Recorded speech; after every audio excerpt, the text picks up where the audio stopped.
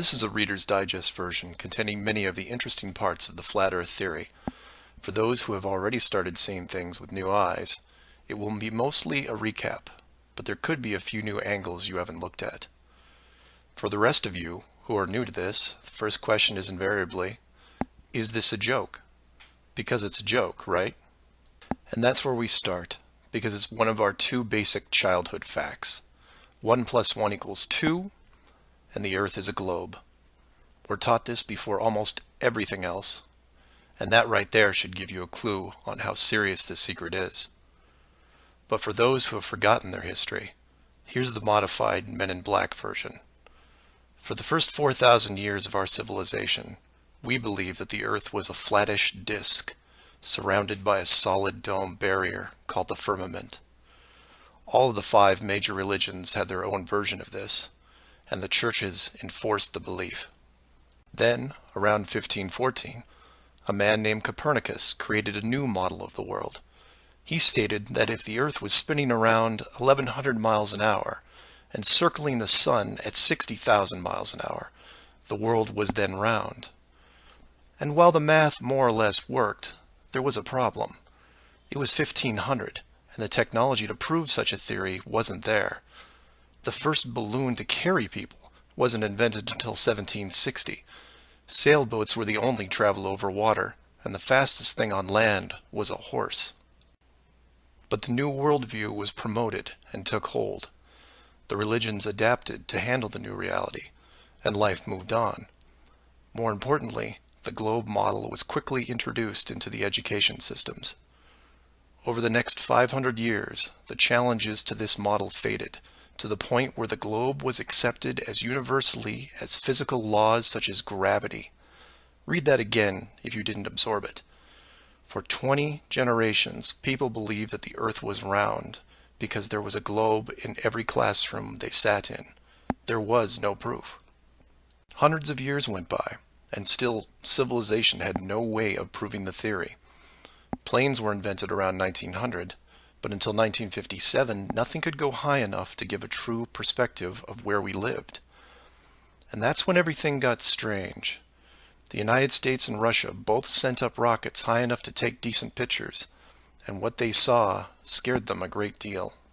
How do we know they were extremely concerned about the sky? Because the US and Russia immediately started firing nuclear weapons straight up, and they kept firing for the next 4 years. A few things to keep in mind here. First, this was now 1958. Nuclear weapons were very expensive and hard to come by. These also weren't those nominal yield 20 kiloton toys we used on Hiroshima. This was high kiloton to low megaton, and we couldn't get them up fast enough. And the strangeness continued in other places. In 1959, only a year into the atmosphere bombardment, 10 nations, including the United States, made Antarctica off-limits to any colonization. A treaty was put in place and to this day remains intact. Over 50 nations now have signed off on this treaty.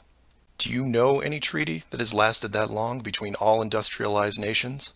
Moreover, do you know any piece of real estate in the world that is owned by no one? You would think at the very least one of the large oil companies would use their huge financial resources to explore this region, and yet they don't even petition the idea. The short version of the discovery is this. By 1958, the military had discovered the very solid upper and outer edges of our world, and had to create a way to put up do not enter signs without looking obvious. It was tricky, but if there is one thing I have learned about the authority, it's that nothing is left to chance. Most of the work had already been done for them, so their job was primarily in the details. The sky part of the dome was much higher than commercial air traffic, so the only thing they had to worry about there was the space program, which is immediately militarized. The outer border had the natural benefit of not only an extensive ocean, but a scaling decrease in temperature and a steady increase in iceberg frequency to discourage ships, all leading to a permanently frozen landmass that could not be used for any form of agriculture. This ocean and ice layout had worked well for thousands of years because the technology of the current civilization didn't evolve quickly. Sailors avoided cold weather seas whenever possible, and oxygen levels get low enough to harm people, even on high mountains.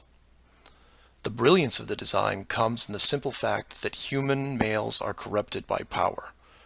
Corruption so total, in fact, that they would rather hide the world itself rather than risk their power on it. You could theorize that kings and popes were told of the world a long time ago. Maybe an ancient scroll or book. Perhaps an interdimensional being told the tale of what the world looked like. But this was all but dismissed, because even the most powerful leaders of the day couldn't reach the borders. And if they couldn't, what chance did the general public have? It's one thing to be told of the giant impenetrable dome, but it's a whole different animal when you finally stand right next to it. Then the tough decisions have to be made. Do we keep the secret? And how far are we willing to go to keep the status quo? Once they decided to keep the secret, no expense was spared. The rapid progression of rocketry science had to be addressed quickly, and so the moon missions were created. Matt from the NASA channel was right in his thinking that you needed the moon mission event to stage a picture of the Earth from deep orbit, and that couldn't be more true. Establishing NASA as the frontrunner of space exploration also diverted people who would have otherwise created their own space companies for profit. The best engineers, technicians, and pilots were recruited to the NASA space program. Once there, they were compartmentalized on a need-to-know basis. The astronauts know of the deception and are sworn to secrecy under the penalty of whatever motivates them. Private space programs are discouraged, sabotaged, or absorbed into the NASA fold. Private sector spacecraft are just not going to be allowed for several reasons. The most obvious is the collision with the dome itself. The telemetry data from such a mission would show an impact failure at a certain altitude, and if repeated, would raise questions NASA just isn't prepared to answer. There are three perpetual questions about our world that can't be eliminated, but avoided at all costs. These are the questions you should ask yourself and others if this protective layer is going to be lifted. I'd like to preface this with a thank you to Max Malone, a conspiracy hardcore who has a knack for boiling down debates to a single paragraph whenever possible. It was he who said, after over 50 years and thousands of hours of space travel footage, both by NASA and other countries, there is no exterior shot where the astronaut completes the simple act of panning the camera 180 degrees, let alone a full 360-degree sweep. This has never happened on any moon mission, exterior space station, nothing, ever. Statistics will tell you that this would have already happened by accident years ago, but it hasn't, and it won't. This is because of the rule they cannot break, the same rule that applies to television set shows that never show the fourth wall. Why? Because there is no fourth wall. Number 2. When you search online for pictures of the Earth from space, 95% of what you will see is a collection of artificial composite shots. In 2000, when I did this search, there was exactly one picture by NASA showing the bottom part of Africa and Antarctica. Now that picture is hidden within hundreds of simulated images. There are HD cameras everywhere, and no one is taking a shot of the Earth, because you can't get enough altitude to do it. Number 3. The commercial air travel routes for the southern hemisphere are wrong. This is an easy thing you can check out in 60 seconds. Take a map reading of the distance between anywhere near Australia and anywhere in South America. It's a straight shot across the South Pacific. Now find your favorite travel site and try to get there non-stop. See what happens. The routes start turning ridiculous. I used to business travel for years, and I've never seen anything like it. It's the one thing in the general public world they can't hide, the actual distance between these two places. On a round world, the flight is easy, just a straight shot across an ocean. But on a flat world, it becomes the greatest distance between 2 points. There are no shortcuts, so they distract you with multiple connections and layovers. It's only blind luck that the United States was in the northern hemisphere. Otherwise, the increased traffic would have raised eyebrows by now. I know, I know. It's madness. It's lunacy. There are people who will tell you straight to your face that all the leaders of the world are lizards, and yet these people laugh out loud when you say the words flat earth. I was, and still am, a huge conspiracy guy. I literally ran out of new tin hat topics to research, and I still wouldn't look at this one without embarrassment. But every time I glanced at it, there was something unresolved. And once I saw the near perfection of the whole plan, I was hooked. Do your own homework. Ask the questions. Get past the possibility and see if you can move into an even bigger picture. Like who built the dome and why. That's where it starts to get really interesting and things start opening up. I know I said years ago that the greater good was something that should be preserved, that JFK, Pearl Harbor, and 9/11 were inevitable. I still believe it, and I understand the decisions. The globe illusion, however, has run its course over the last 500 years. It's time to start again. If that means we end up getting the attention of who or what created this place and force the reset of the world, is that such a bad thing?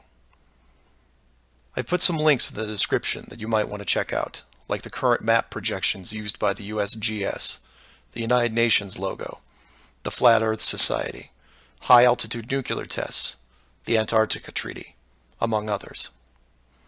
I'm not allowing ratings or comments on this video for several reasons. One, this topic seems to bring out the worst debates because of the initial denial. That, and I've seen dedicated trolls on the Flat Earth Society website who show up every day and say the same thing to new forum members. It's a joke. It's not serious. Nothing to see here. Kind of strange that there are full-time trolls on a site that has less than 500 members worldwide. That being said, please feel free to contact me at msargent23@comcast.net, or heck, just call 303-494-6631. I know no one uses the actual phone anymore, but I'll answer what I can. Flat Earth Clues Part 1, The Empty Theater. This is part of a series of clues that can help you get your head around both the design of the flat Earth system we live in and who has been involved in the deception to hide it from you. The clue you have to look at is built upon another conspiracy that has been around for decades, namely the space program. Most of those watching this are aware of the varying theories revolving around NASA, the Apollo program, the space shuttle, the International Space Station, and so on. The clue itself isn't based on one of these highly debated topics, but the lack of one, more specifically, motion pictures based on actual events. This, like others in the series, is something you can check out for yourself. Everything you need to reference this is online. To begin, think of all the movies involving space travel that you've seen in your lifetime. You'll start with the obvious: Star Wars, Star Trek, Alien, just to name a few. In fact, if you go through your own personal list, you could probably come up with over 100 different off-world movies without breaking much of a sweat. That part is easy. For the second group, try to come up with space movies that aren't fantasy-based. You'll get a list that has Red Planet, Gravity, Mission to Mars, 2001, things like that. These films will usually take on a not-so-distant future theme, and where we could be down the road. And it's still a pretty good-sized list. These first two groups of films are encouraged by the authority, because they reinforce the globe model through assumption. The entertainment system demands that the globe view and solar system concept is a given. Therefore, the actual worldview must also be true. Or to put it another way, if you're using your suspension of disbelief as you watch a movie like, say, Gravity, then subconsciously you're reinforcing the movie right on top of the real world. The more of these movies you watch and enjoy, the more the lines blur between what you want to believe and what you actually know. Watch enough movies about Mars, and you will be less astonished when NASA announces an actual mission to Mars. Same with the Moon, other solar systems, and so on. Releasing the movie 2001: A Space Odyssey in 1968, right before the actual moon missions, was no accident. It took the greatest director of all time 5 years to make, and several people who saw the theater screenings claimed that many military groups were listed in the credits, only to be removed years later. But 2001 is just a side note of this clue. For those who really want to dig into Stanley Kubrick's hidden vision, I highly recommend the documentary Room 237. A link to it is below as well. Now you are aware of the first two groups of space films. There are those that contain generous amounts of fantasy, and those who try to paint our near future. These two groups are easy to find. The third group is a challenge, and again, that's where things get interesting. The moon missions concluded in 1972, and even though it's still considered the greatest achievement by mankind, no fact-based movies were made regarding it until The Right Stuff was released in 1983. Now you might say that it had only been 11 years, and maybe it was tough to get the rights, and so on. But that's not what made the film interesting. The movie ran extremely long for 1983, coming in at 3 hours and 12 minutes. It was an exhaustive look at the astronaut selection process, the competition, and the training facility itself. But when the credits rolled 3 hours later, chronologically, they had only gotten to the low Earth orbit missions. Just for fun, Google The Right Stuff movie and see how many spacecraft you can find. It won 4 Academy Awards and did a great job at the box office, but the Apollo missions were never touched. The only other major motion picture that involved the actual moon program was Apollo 13 in 1995, a full 12 years later. Apollo 13 only covered a single moon orbit and no landing or close-up reference to the previous missions below them. And after 1995, that was it. Nothing. Hollywood is known for leaving no stone unturned, with reboots and sequels to nearly everything. Yet in almost 60 years, there has never been a single moon mission movie based on actual events. Hundreds of science fiction films reference in it. Everything from Superman to the Transformers. But literally nothing that covers the moon's surface. 6 complete moon missions involving multiple vehicles, moon buggies, playing golf, and no one wants to touch it. Now, to be fair, there was a TV miniseries in 1998 covering the subject. It was produced by Tom Hanks, who got involved after starring in Apollo 13. There has been no professional production of any kind since then. Again, just for fun, Google From Earth to the Moon TV series and see what you find. The why is easy, and the clue revealed. If Hollywood makes a movie about the moon landings, and it's indistinguishable from the real thing, then how do you know which is real? It raises some subtle questions involving stage technique and how long they've been in place. If Hollywood could fake it now, then when did they first have the ability? There is one other movie which stands out, and I mention it because I can't believe it ever got made, is Capricorn 1. The film's plot involved the faking of a Mars mission and how it could be accomplished. In short, it's part of the Conspiracy World Bible. I highly recommend it, and the link is below. To summarize, all space movies are encouraged by the authority, except for the ones that are based on actual accounts. Those are not allowed. The moon program has been buried in entertainment because the moon cannot be reached. It's either outside the barrier or just a highly rendered image, like any planet you see when entering a video game. The world is flat, and this is just one clue. So do some of your own research and ask questions. Please feel free to email me at msargent23@comcast.net or 303-494-6631.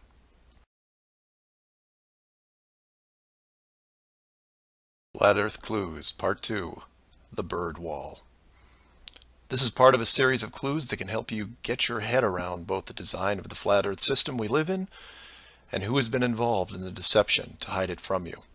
This clue revolves around one of the most remarkable men you may have never heard of, Richard E. Byrd, and his relationship with Antarctica and the secretive missions he carried out there until his dying day.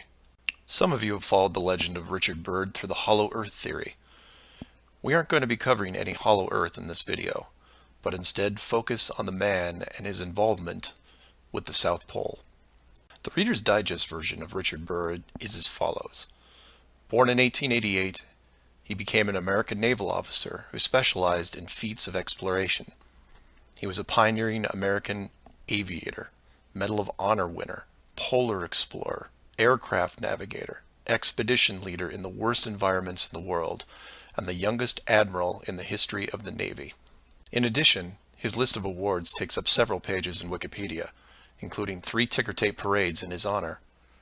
In short, he was Indiana Jones on steroids. Some people will say that Roy Chapman Andrews was the real Indiana Jones. And you might be right. But Richard Byrd beat Indy 6 days a week and twice on Sunday. I mention all his accolades to paint a picture of credibility and trust. The governments of the United States and the world trusted his judgment and leadership, and took advantage of every chance they had to put him in charge of special missions. The first large-scale mission was an expedition to Antarctica in 1928.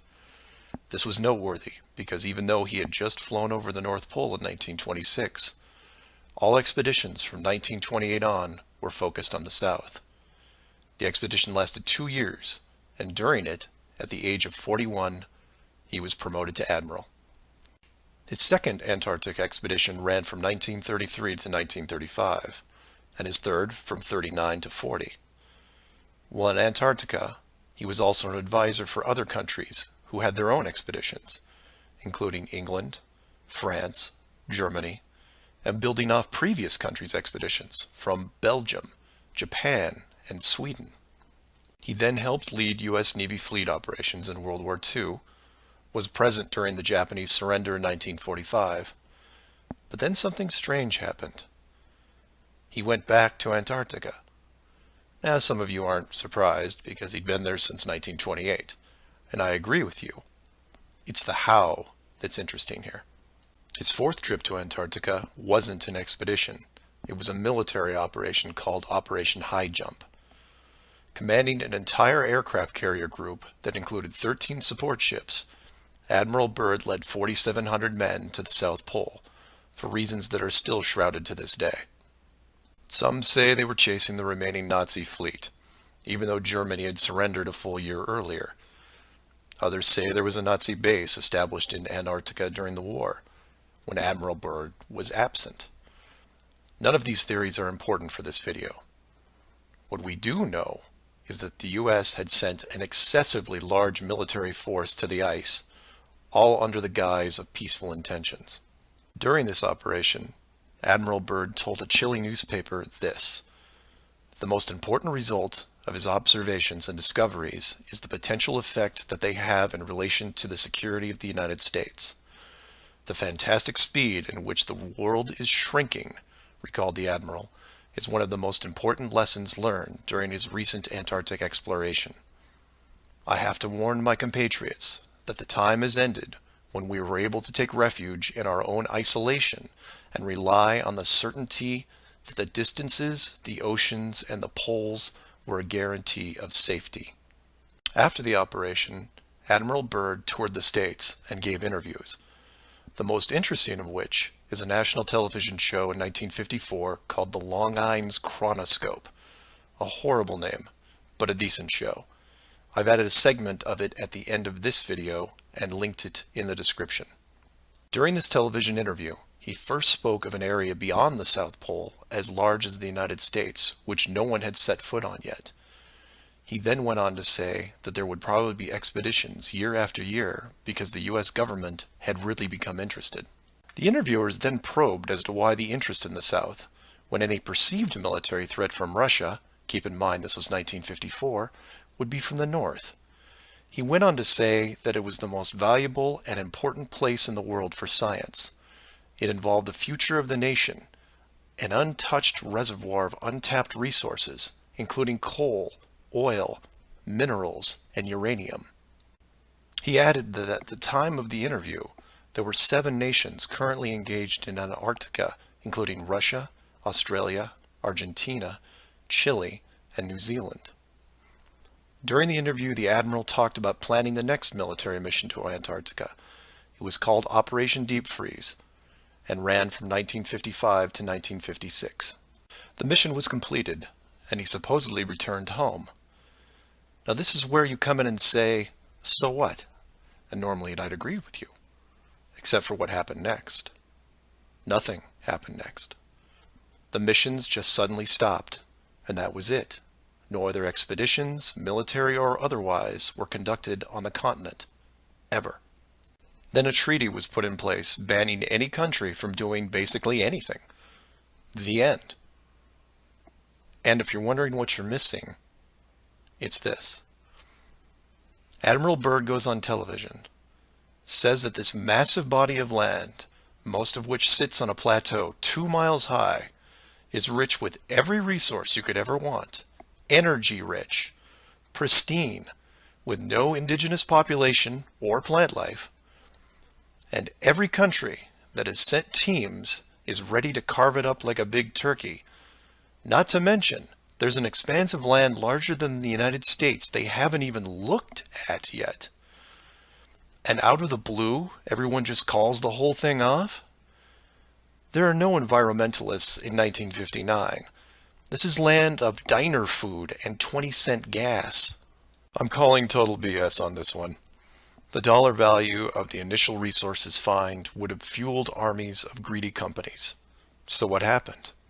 They found the edge, that's what. And the last thing they were going to do was let unsupervised companies near it, regardless of the money.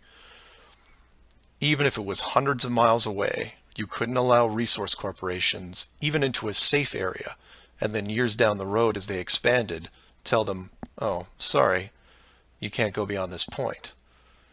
When the companies would ask why, what would you tell them? And now the interior of Antarctica is off limits, with no revisions until the year 2041. You can take tours of the outer islands, but there is a hidden line, enforced by the military, that you will not be able to cross. Because the interior is actually the exterior edge. It's there, it's hidden, and it's protected. The earth you live on is flat. So do some of your own research and ask questions. Please feel free to email me at msargent23@comcast.net or 303-494-6631.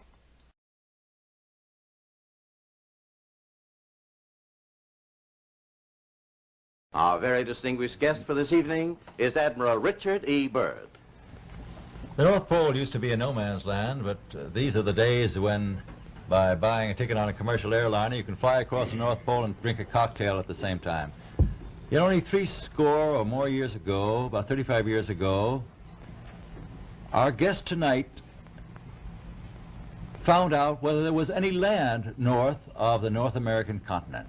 He made that first discovery flight, and I must say that Admiral Byrd, our guest tonight, is not only our greatest living explorer, but he's been an inspiration to countless Americans. Admiral Byrd, you've been to both the North Pole and the South Pole. Is there any unexplored land left on this earth that might appeal to adventurous young Americans? Yes, there is. And not up around the North Pole, because it's getting crowded up there now, because they find out it's really usable, not only to live in, but militarily. But strangely enough, there's left in the world today an area as big as the United States that's never been seen by a human being. And that's beyond the pole on the other side of the South Pole from Middle America. And I think it's quite astonishing that there should be an area as big as that unexplored. This is a tremendous So challenge. there's a lot of adventure left down at the bottom of the world. Admiral, an expedition to which I believe you're the advisor is now en route. What is that expedition doing? Well, that's the icebreaker Atka, and it's a reconnaissance expedition. It's going down to the South Pole area to make certain observations and to look for some bases. They will be back in April, and they will report back and upon the information we get from that undertaking, we will base the bigger expedition that's to follow. Is that very definitely planned, or is that... that is being planned right now. So I'm willing to say to you that there will be a number of expeditions that will follow, I think, year after year, at the bottom of the world, because the government has really become interested. Well, Admiral Byrd, I can understand, I think everybody can, the interest in the North Pole because it's so near our greatest challenger, Soviet Russia, but why this interest in the bottom of the world? Nobody living down there, is there? No, it's pretty cold. There's only one permanent resident, that's the emperor penguin. The little ones live further north. I tell you one reason they're interested. It's by far the most valuable, important place left in the world for science. That's why the scientific groups all over the nation are really interested. But more important than that, it has to do with the future of the nation, those to come after us, or even during your lifetime, because it happens to be an untouched reservoir of natural resources. And you know, as the world shrinks with an ever-increasing acceleration, far-flung places once useless, like we thought the North Pole was, and no man's land, become very useful. The bottom of the world will be important, not only to us, but to our allies. I was going to ask you, does it have military importance? It has some, and as the world shrinks, it will continue to shrink with an ever-increasing acceleration, thus bringing these places closer. And in the future, I can see a time when it will be very, very important strategically. Well, has the development of air power increased the strategic importance of places like the very much Palma so. Peninsula, was it? Very much so. Even now, if anything happened and we lost the Panama Canal, we would have to control the islands just north of Antarctica, which are part of Antarctica. Then between there and Cape... Admiral, you speak of the resources of Antarctica. What are they? What are the natural resources there? Well, we've found enough of coal within 180 miles of the South Pole in a great ridge of mountains. It's not covered with snow, enough to supply the whole world for quite a while. Well, that's the coal. Now, there's evidence of many other minerals. We are pretty sure there's oil. Now, that coal shows the bottom of the world. Now, by far the coldest spot in the world. Where that coal is gets 100 below zero in the winter. Well, it was once tropical. So we think there's oil there, and there's evidence, probably uranium there. is it any secret, is there uranium there? That would be the only thing that would be practical to actually go after, I suppose. Everything else would be economically unfeasible, wouldn't it? Well, as we recklessly expend our resources, the time will come when we'll have to go after that stuff down there. Well, you know, I avoided what you said about uranium. I'm not sure about that. I don't want to have the world fight over the Antarctic. And Robert, is there a competition among other nations to try to get information about Antarctica and possibly to secure some of these resources? Well, yes. There are now 7 nations very much interested. Russia is interested tremendously. That I'm sure of. Australia has an expedition down there. The Argentine, the Chile, New Zealand, Britain, and so on. Now, you can understand those people down there being interested because they live down there, the New Zealanders, the Argentinians, the Chileans, and Australians. And so we don't do much about claiming anything. Admiral, you make this sound a little crowded. Are there that many expeditions now there or en route there? Well, you know, as I said, it's the most peaceful place in the world, but I don't think it will be for long because of this intense interest on the part of other nations and this nation. Flat Earth Clues, Part 3, The Map Makers. This is part of a series of clues that can help you get your head around both the design of the flat Earth system we live in and who has been involved in the deception to hide it from you. This clue looks into the USGS, otherwise known as the Map Makers of the World, and a few surprising things that they and others have in common with the flat earth idea. All the reference links are provided in the description below, and I encourage you to check them out. For those of you outside the United States, USGS stands for United States Geological Survey, a scientific branch of the U.S. government. Formed in 1879, and with the help of the ever-expanding American Empire, they quickly became the premier map makers of the known world.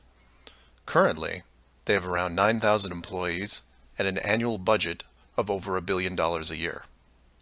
They also have extensive science departments covering biology, geography, geology, hydrology, and many programs tied to them.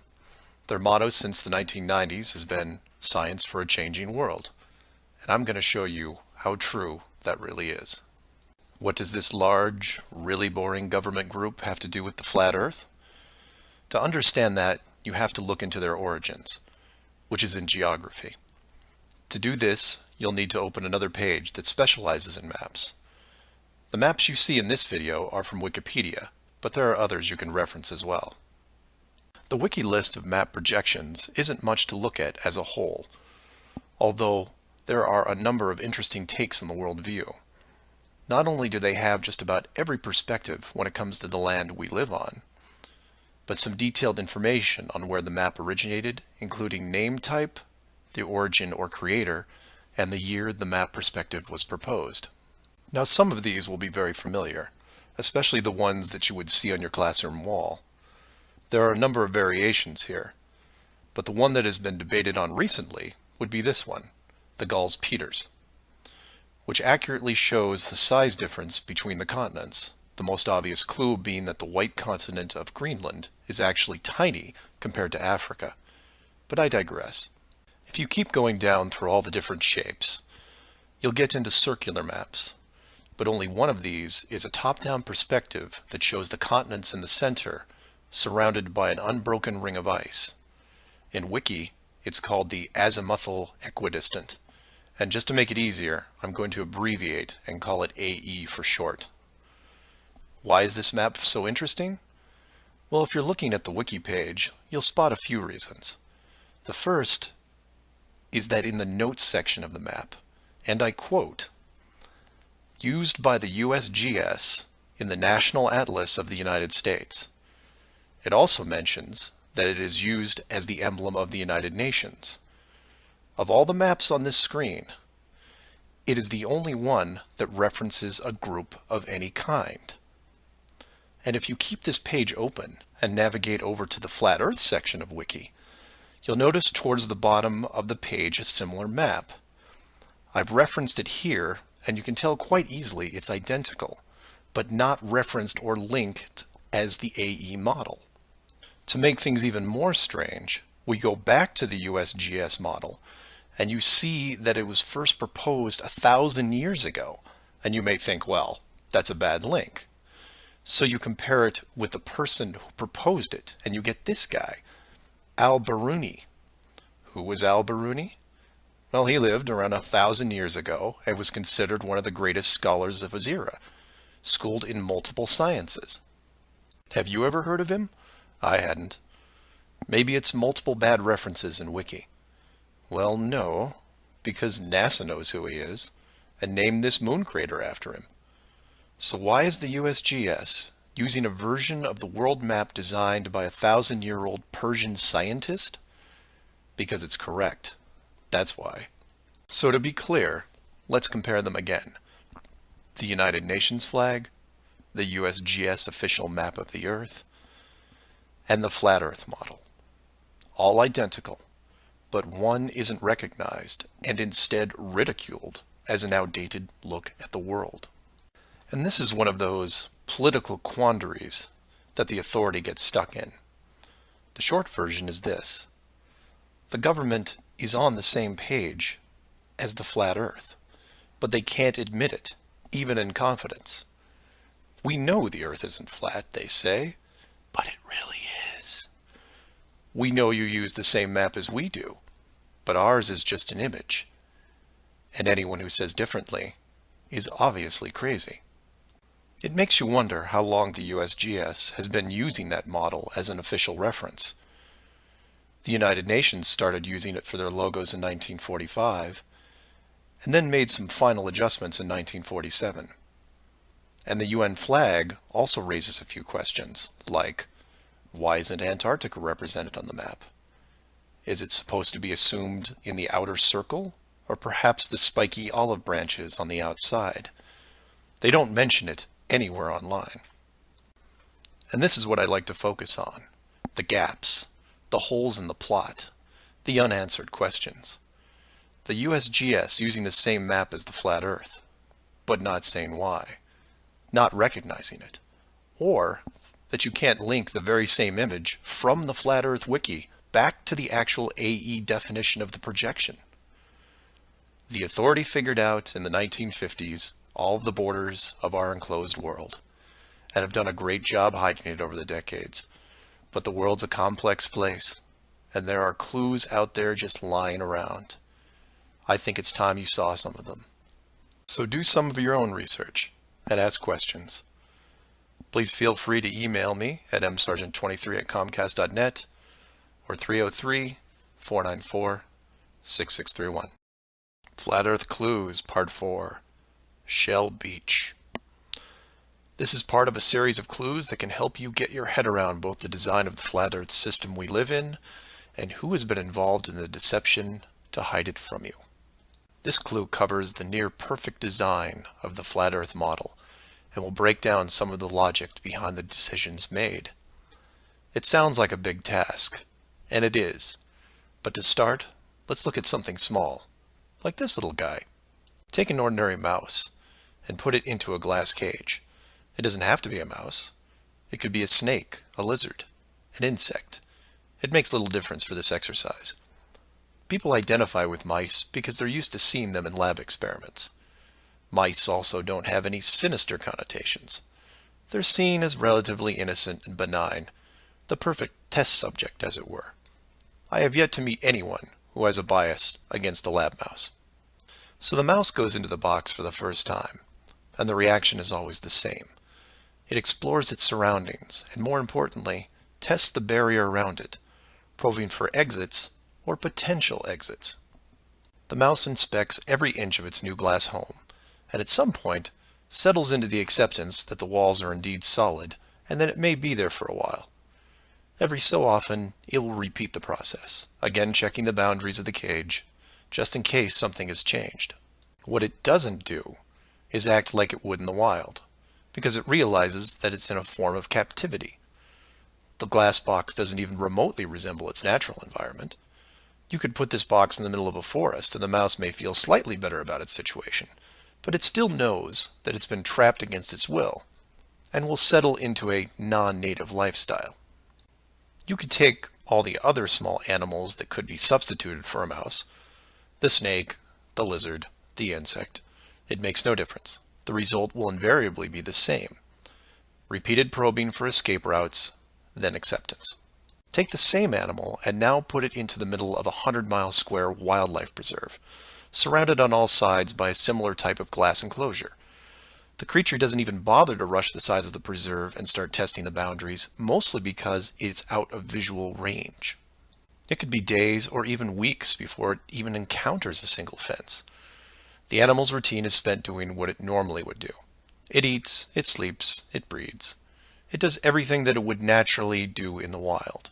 If one day the animal approaches the fence, there might be some curiosity, but any anxiety is quickly resolved by just turning around and heading back into the vast expanse from which it came. The fence does not pose a potential problem for the animals in the preserve because it is so small compared to the expanse they live in, and dwelling on it doesn't hold any interest. We're assuming here that the fence is high enough to discourage flying creatures as well, deep enough to stop burrowing classes, and if you want, reaches the floor of any nearby bodies of water, stopping any clever aquatic types. The point here is that all creatures great and small inside a giant wildlife preserve, when encountering the fence, wouldn't care. They would all, in their own way, just shrug and move on with their lives. However, if you take a human, male or female, regardless of education or nurturing, and put them in the exact same wildlife sanctuary, the response would be quite different. When the human approaches the glass fence, they don't see it as a minor distraction. They pause, they wonder, and more importantly, they ask questions, either internally or amongst others. Why is the fence here? How far does it reach? Can I dig underneath, or climb over, or go around it? These questions continue in a way you might imagine, but eventually a bigger question jumps to the top of the list. Who built the fence? It is that which changes not only the type of questions being asked, but how the human being, or beings, look at their world. The giant wildlife preserve suddenly gets smaller. Each new fence border discovered starts to artificially constrict their expanse, even though the dimensions haven't changed. Before long, the preserve, their home, loses some of its relevance. The fence is a reminder of the unknown.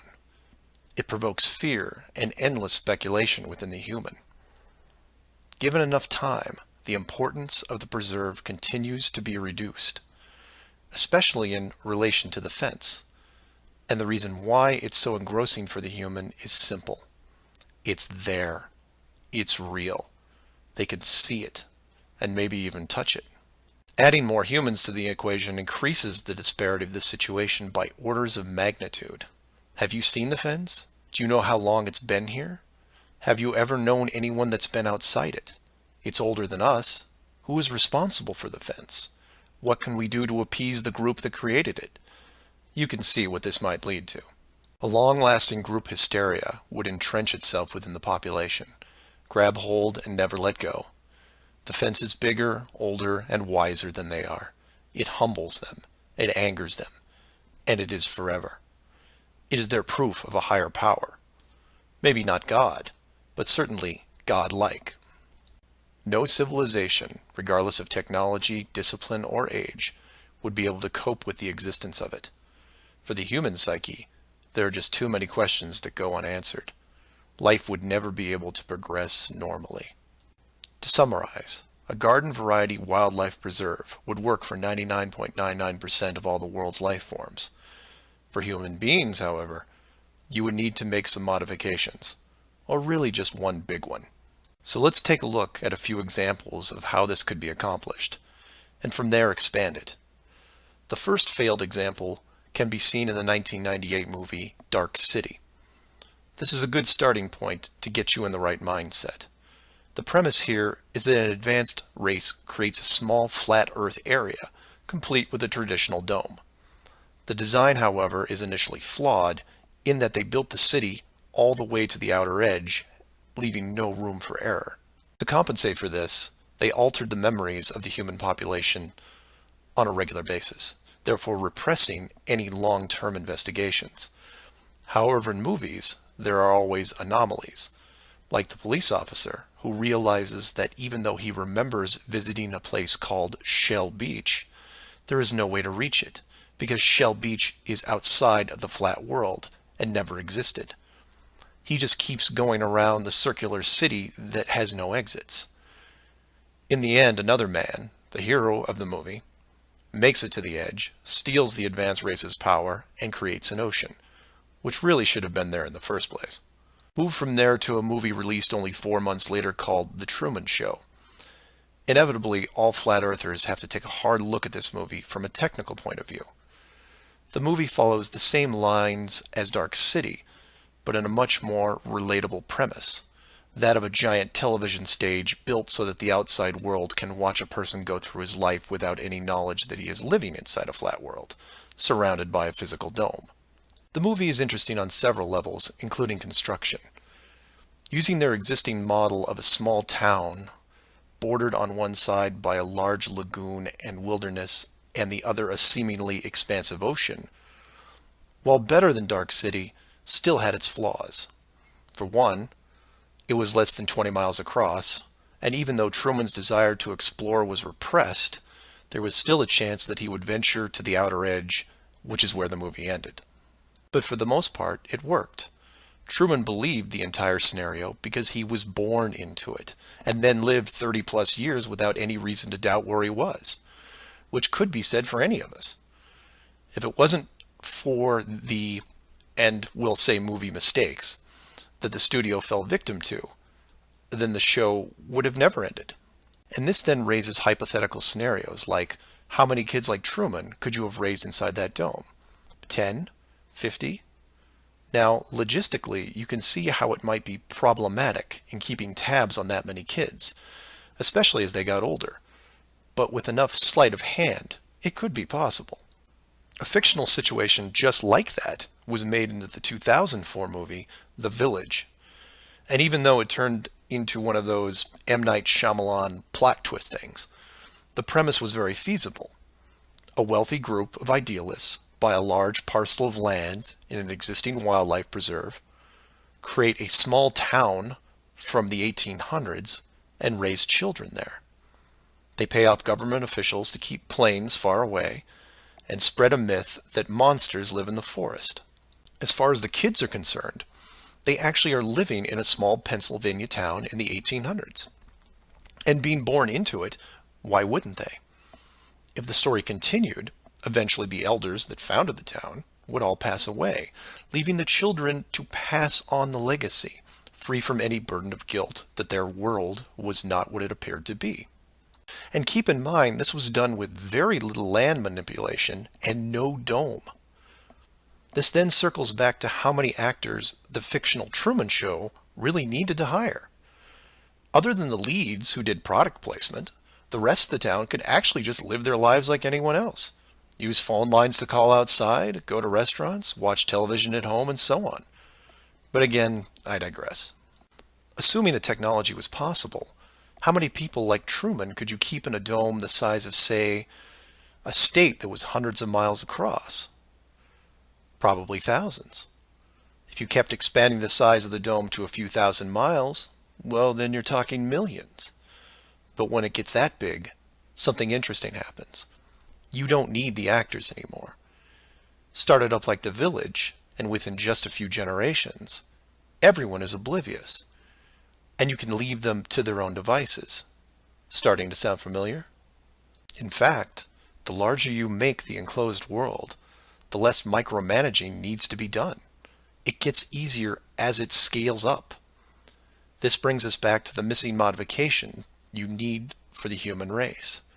To keep the storylines consistent and remove all the hocus pocus of monsters in the woods or that you can't get to Shell Beach, you place in gradual negative reinforcement, one that creates an illusion of choice. Say, for example, that Truman went out in the sailboat the same as before, but this time the dome was twice the size and the simulated ocean far larger. How far would he travel before getting hungry, thirsty, or tired? The movie ending is then in doubt. And if you compare this scenario where you are now, then you start to see it. Look at the flat Earth map again.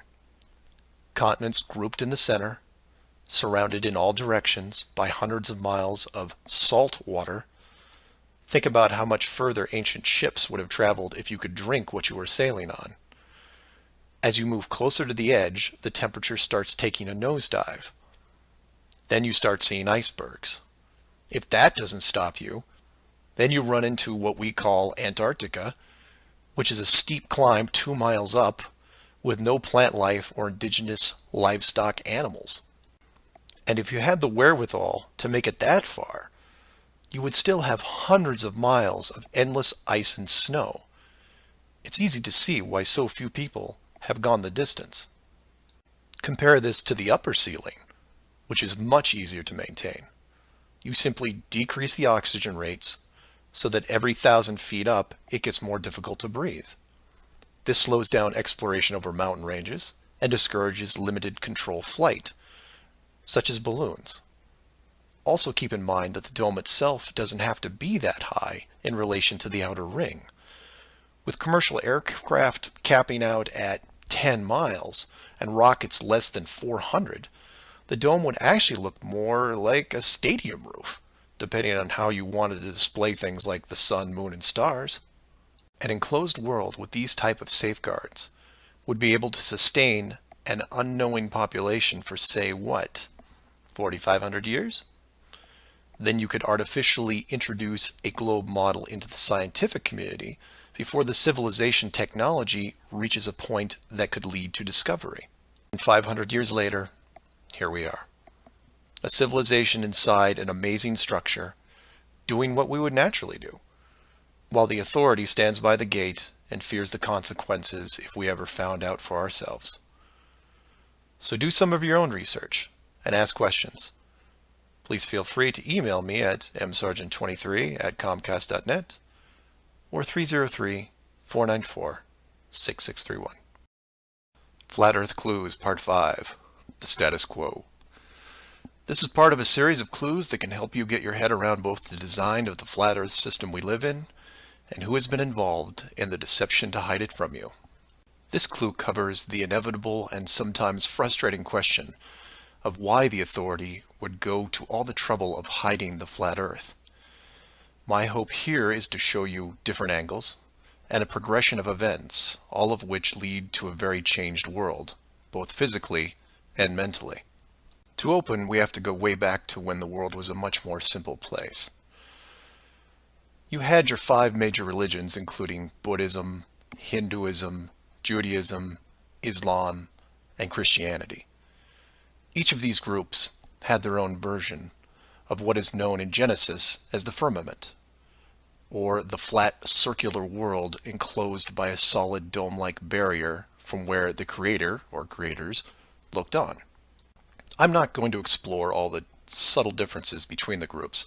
Suffice it to say that it's interesting that despite their differences that led to acts of horrible violence between them, there was no real Earth model debate. So around 500 years ago, the science community, led by Copernicus, who probably had a little help, introduced what we now know as the heliocentric, or globe model of the world, which in turn changed the solar system, galaxy, and so on. The religions, seeing that this globe model was gaining popularity, feared a loss in the fan base, so they all adapted their religion to include the globe model. From their point of view, it was a small change from a circular to a globe world, and really, in a few generations, who would remember anyway? So the churches, mosques, temples wrapped up their flat earth model in a metaphoric soft cloth and put it in the drawer with the good silver for safekeeping. Remember this, because we'll come back to it later.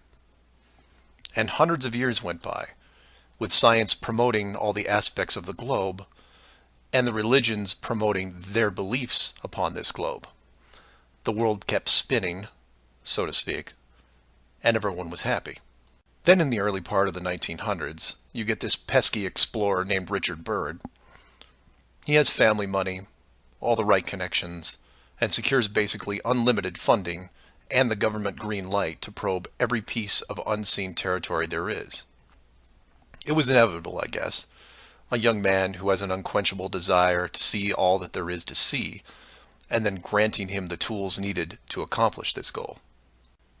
He pulls a Truman and gets lucky, crossing the vast salt ocean, avoiding the icebergs, arriving at the frozen coastline, and he keeps going.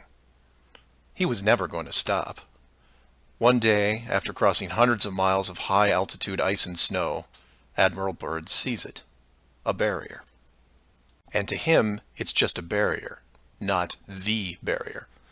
He is but a tiny speck in front of it. It stretches out on both sides as far as he can see, and straight up so far that he can't discover the beginning of the arc. The great explorer now has a new challenge, finding the shape of this thing. It's much like a blind man describing the elephant. Until you feel out the whole thing, what do you really know? If you look at the AE, or Flat Earth Overhead Map, you see the problem. To even determine the scope of the outer wall, you have to circle it. It would have taken months, if not years. You could use a series of ships going in opposite directions, or planes, but there are refueling stations that need to be built, and so on. His task was challenging to say the least. Admiral Byrd kept laying the groundwork of the Great Discovery until his eventual death in 1957. A year later, the United States and Russia found the upper edge. From there, the math was easy. And moreover, you could actually see the real world. Then, of course, there is the decision, or deception, depending on how you looked at it.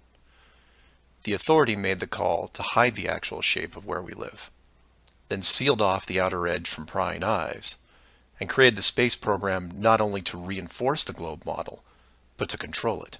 There was really only one reason they cared about this, and it takes a while to process. So let's look at the immediate effects of actual disclosure and work our way up to the authorities' biggest fear. For this exercise, we'll look at releasing the news today, instead of, say, 1958. While 1958 would have been easier, it's much more relevant and entertaining to explain it in modern terms. We start with a press conference by, let's say, the United Nations, who have discovered that the world is indeed enclosed in a giant high-tech dome of unknown origin and age. The public reacts with wonder and awe, trying to take in the sheer scope of this announcement. Facebook crashes, Twitter crashes, entire mobile networks crash. It's like hitting a beehive with a sledgehammer. News organizations around the world send teams to the outer edge to confirm the finding, and the general public is glued to their media devices. That's the good news, the excitement, the revelation, the positive shock. Then the bad news starts coming in waves, some of which you might not expect. The first is the immediate disbanding of NASA and all other world space programs, for obvious reasons. Most governments will secretly pardon these groups and keep them immune from class action lawsuits, the lawsuits themselves coming from NASA investment groups, claiming fraud. Regardless, everyone at NASA, despite their good intentions, is out of a job overnight. And this is where you would say, good, they deserve it. About time they stopped lying to everyone. Oh, but it doesn't stop there, because every contractor and subcontractor that are exclusively tied to NASA, they have to shut down as well. Fine, a few thousand jobs lost, no big deal. And the ripples continue to spread, some bigger than others. Observatories all over the world closed their doors, and the reasoning is this. If you've been looking at the ceiling for decades and couldn't tell it was a ceiling, then what good are you? Every university in the world that has an astronomy or astrophysics program, well, they don't anymore. Stephen Hawking, his book writing days are over. Carl Sagan, no more nova in syndication, I guarantee it. Those professors are going to have to retool their skills and be prepared to answer one giant question. How did you not see it? Weren't there clues?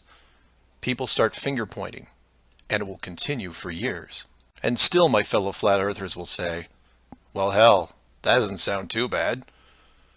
So some nerds around the world lose their jobs. So what? You don't get off that easy, is what?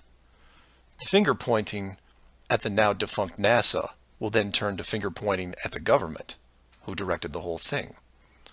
This is where we run into some dangerous ground, involving things like the Ark of the Covenant, the Holy Grail, and the Ring of Power. And you say, you lost me. I was with you until you started bringing up religious artifacts from movies. And you're supposed to be lost. Of the 5 major religions we mentioned earlier, those being Buddhism, Hinduism, Judaism, Islam, and Christianity, none have been able to produce a supernatural object over the last 5,000 years. And trust me, it would be beneficial to do so. The Ark of the Covenant would benefit Judaism, the Holy Grail Christianity, and the Ring of Power, well, that benefits someone else. Maybe I'll leave alone for now. The point is that all religions are actively seeking their leverage against science. You've heard of the division between church and state. Well, here it is. Advantage church. The barrier becomes a giant religious symbol, and since it is backed by the Big Five, it also becomes universal. The Big Five then go into their drawer with the good silver and pull out this belief that was forgotten but not lost, and say, we knew it all along, and science lied to us. Temporarily, all religions unite against science, who has been only moderately weakened by the removal of their astronomy and astrophysics divisions. But the public won't care, because they will listen to the group shouting the loudest, and no one yells louder than the church. They will scream with righteous fury that the dome was built by our God, your God.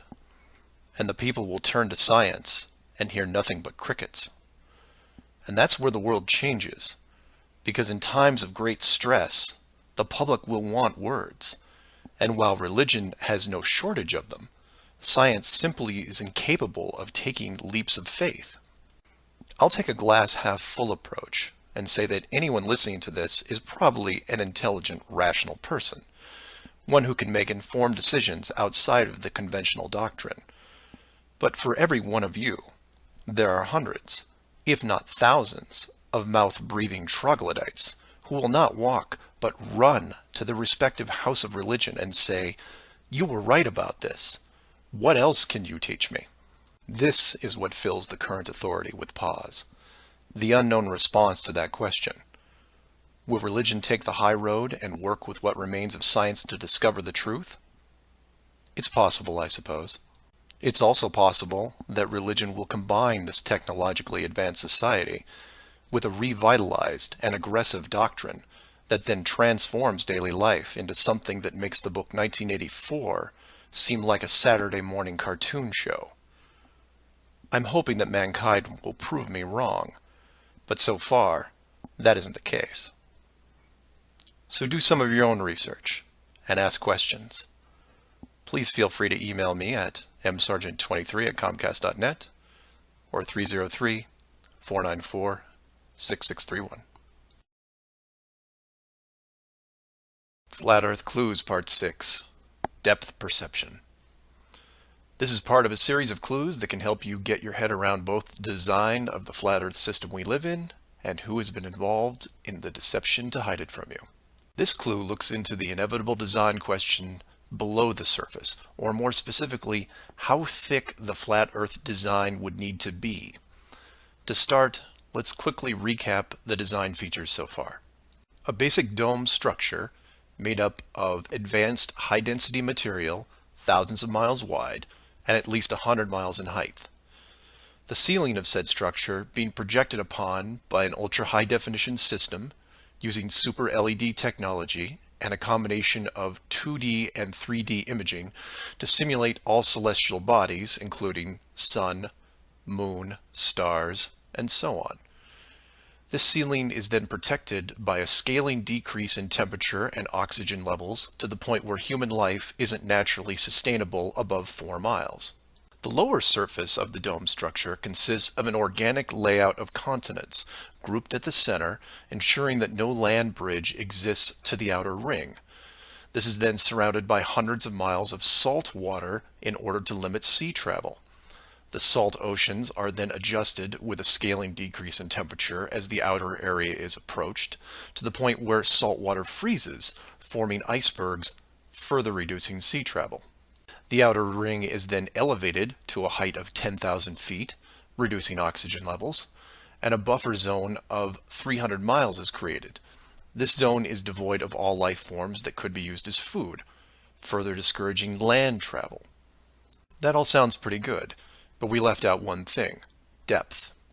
Keeping human beings away from the ceiling is easy, because it requires higher technology. Protecting the outer ring is a little more difficult, but can be accomplished with layers of negative reinforcement. Protecting the actual common ground is a different challenge, because digging is basic.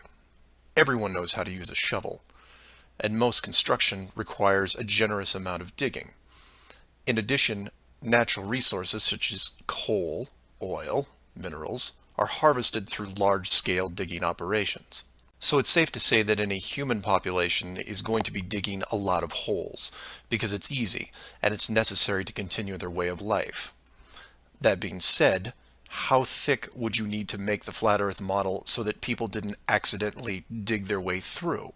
You could use the same method as the outside barrier and create a series of undesirable layers, ending in a solid barrier. But the ever-expanding increases in general population would create an unnecessary risk. If the bottom of the flat Earth was composed of, say, an unbreakable material, this would pique the digger's curiosity, and if repeated all over the world, would raise suspicions of design. while a solid barrier works at the end of a frozen wasteland where no one is venturing or allowed, it doesn't do much if it's found in a mining quarry or someone's backyard. For that, you need something that hasn't been used up to this point. A scaling increase in temperature, all the way to an ignition flashpoint and then beyond. Now you will jump in and say, well, of course, we all know that there is molten rock below the surface. We see it in volcanoes and, well, volcanoes. Yes, you do. And we've all seen the cross-section diagram of the globe Earth, which shows ever brighter bands of molten structure and so on, which is why I included the wiki link in the description that covers the official view of the Earth's structure. And I quote, "Scientific understanding of the internal structure of the Earth is based on observations of rock in outcrop, samples brought to the surface from greater depths by volcanoes, analysis of seismic waves, measurements of gravitational and magnetic fields, and experiments with crystals at pressure and temperatures characteristic of the Earth's deep interior." In short, they have no clue on what's below them. None. In fact, the deepest holes ever drilled, which I've also linked in the description, only go down 8 miles. To repeat, no one has gone below 8 miles anywhere. And every drilling survey is the same, a scaling increase in temperature to the point where drill bits stop working. And you come back and say, but volcanoes. Yes, there are volcanoes, holes in the earth where molten rock is produced, under pressure, I might add. Certainly that can't be artificially created. No? We can melt rock right now. It's called a smelting plant. What do you think your car is made out of? Melted, reformed, and polished rock. We have the technology to do this. It all comes down to scale. Create a large set of furnaces at, say, 50 miles below the surface that can melt and pump molten rock. And you say, what would the furnaces be made out of? Oh, I don't know. How about the same dome material that can withstand nuclear weapons? So you take the molten rock, locate a few random access points on the surface, and the rest comes naturally. Volcanoes also reinforce the Earth structure model that the molten rock goes all the way to the core, which then in turn reinforces the globe model, and then we're back to where we are now. A smoldering globe flying through space at high speeds that from a design standpoint makes no sense. So how thick would the flat Earth model floor need to be? Oh, for common use, say less than 100 miles, similar to the ceiling in scale. Large heat generators placed in a pattern, a thin layer of molten rock 10 to 20 miles down, which is really just a geologic pipe system to help with the generation of terrain. And there you have it. An efficient way of discouraging all those digging humans from reaching too far, combining a physical barrier with a mental one. 8 miles down and you're going to tell me what the entire core looks like? Give me a break. So do some of your own research and ask questions. Please feel free to email me at msargent23@comcast.net or 303-494-6631. Flat Earth Clues, Part 7, The Long Haul. This is part of a series of clues that can help you get your head around both the design of the flat Earth system we live in and who has been involved in the deception to hide it from you. This clue looks into a topic I only glanced at in the original guide, which is the southern hemisphere, or in the flat Earth model, the land masses closest to the outer ring. I like to give credit where credit is due, and the long haul title was given to me by a fellow flat earther who did some of the same research I did. The summary of the video is this. If you are looking to show someone how to view the flat Earth from a practical point of view, this is the example I would use. I'm going to show you how strange the world looks using just a few websites, some simple math, a couple minutes, and your brain. You don't have to write anything down, unless you want to, of course. I'll give you everything you need on screen and break down one of the examples as well. I'll also link the sites in the description for reference. First, here are some websites that help you calculate distance. The GPS on your phone already does this, and you may have an app as well, but here are some dedicated examples. Timeanddate.com, tripit.com, distancefrom2.net, worldatlas.com, freemaptools.com, and travelmath.com. If your favorite isn't listed here, like Google Maps, then use whatever is most familiar to you. Now we are going to look at two specific groups of cities. The first group is going to be from the area around Australia, including New Zealand. We'll call this Group 1. Group 1 includes Melbourne, Australia, Sydney, Australia, Perth, Australia, Auckland, New Zealand, Christchurch, New Zealand, and Hamilton, New Zealand. The second group is going to be some cities in South America, all in the southern hemisphere. I mention this because if you go high enough, you will run into a few cities that won't work. Group 2 includes Rio de Janeiro, Brazil, Sao Paulo, Brazil, Brasilia, Brazil, Buenos Aires, Argentina, Lima, Peru, and Santiago, Chile. Again, there is a link in the description with many other airports. Now, these two groups are interchangeable, as you would imagine, so you can start or end with either Group 1 or 2. The results will be the same, and just to make it interesting, I'll use a slightly different example, which a fellow flat earther did the legwork on, and show you that even these two groups aren't exclusive. So you take anything from Group 1 and anything from Group 2, and you get some distances, ranging from 6,000 to 8,000 miles roughly. That's all I want you to do here is get that part in your head, noticing that the route is bent because they have to account for the curvature of the Earth. All these directions are what you would expect, a straight shot over the South Pacific Ocean. Now, just to prove it's not an exclusive route, instead of starting in, say, Rio and landing in Auckland, I'll start what should be the opposite side in Cape Town, South Africa, which is roughly the same distance on a globe Earth coming in at 7,300 miles. Notice on the map it's still a straight shot through the Indian Ocean and not crossing any countries, an easy route. I try to book my flight. For this example, we use travel math, but you can use whatever is easiest in your country, like Priceline, Expedia, Travelocity. It will make no difference because they're all tied to the same system. And this is when everything goes wrong. So the first leg, the airlines don't send me due east, but instead shoot me 4,700 miles almost due north to Dubai. Okay, maybe we're just picking up people. Seems a bit excessive, but I'll go with it. I'm probably comfortable in my seat drinking vodka tonics anyway. And from Dubai, it should be a straight shot home to Auckland, right? No. Now they send me southeast to Melbourne, a mere 7,300 miles. And then finally a third leg from Melbourne to Auckland coming in at around 1,600 miles. I'm rounding up or down to make the math easier. Regardless, the total miles for this flight is almost double what should be expected, coming in at 13,600 miles. In addition, the trip took me 37 hours. How long should it have taken? Well, in a 777, about 12.